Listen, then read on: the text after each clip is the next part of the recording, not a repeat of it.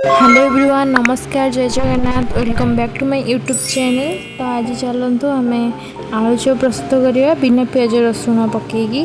चलतु स्टार्ट करवा। मुझे सीझा आलू 3टा नहीं जाइए, आपण क्वांटिटी हिसाब से नहीं पारे। तापर ये मु बादाम किसी नहीं जाइए, तापर ये धनिया पत्र, भृसंग पत्र, तापर लंका, तापर अदा काटिकी नहीं। तापर ये मसला रे मु काश्मीर रेड चिली, धनिया पाउडर, करी पाउडर, हलदी आ लुण नहीं जाइए। मु आलू चोपा छड़े भल भाव मैश कर नौची। आलू गरम थिला बोली मु चामच कर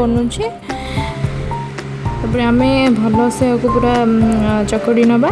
देखो मु आलू चकटा हो आम मसला प्रस्तुत करवा आलू चपरा।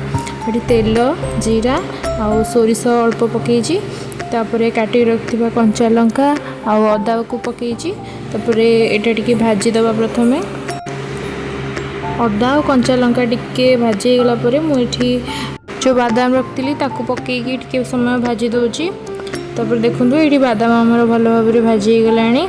तापर आम ये जो आलू रखचे मैश करके ताकू पकईदबा। तापर ये मु लुण, हलदी, जहाँ भी सब गुंड मसला रखी सब पकईची।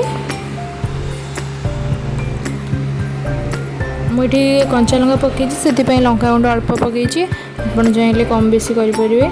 तापर या भल भाव गोलईदबा। तापर लास्ट मुझे धनिया पत्र और भृसंग पत्र ऐड करदेली। देखो आमर ये आलू मसला पूरा रेडी हो सारी। आम अबिका कड़ाई काढ़ी नवा गोटे जगह को लेकिन आम को ठंडा करदेव। तापर करवा। देखो आम आलू मसला पूरा परफेक्टली रेडी हो सारी। आलू चप आलू चप बैटर तैयारी करवा। एठी मु बेसन नहीं जाइए, गोटे गिनारे मापिकी मुझे सबूक जी बेसन आनी सबूक ये दरकार है। तापर ये मसला हलदी गुंड, लंका गुंड मु लुण नहीं स्वाद अनुसार आम सब जिनस ये पकईदबा। तापर ये मु पानी पकई पकई आप गोलेबे। ये लास्ट मु सोडा भी पकई देछि।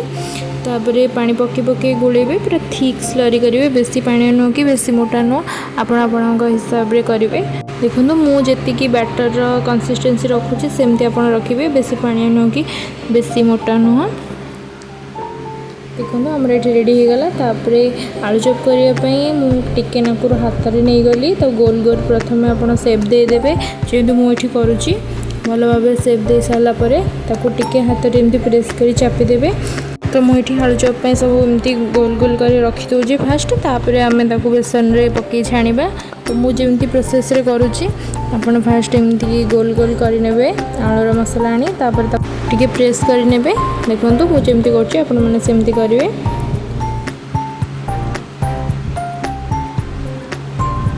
देखो ये सब रेडी हो सारा। मुझे अल्प टिके बेसन पकईदेली कारण तेल गरम हो कि नहीं जाना को। तापर बेसन रे बुड़ेकी आम आपको भल भाव छाणीदबा। मीडियम फ्लेम रे रखी आप छाणवे, ना ऊपर नाली हो किंतु भितर हो न बेसन भल से आपको भल से देखिक छाणवे। देखो ये आमर भल से हो गला। यहाँ मुझे काढ़ी नौ।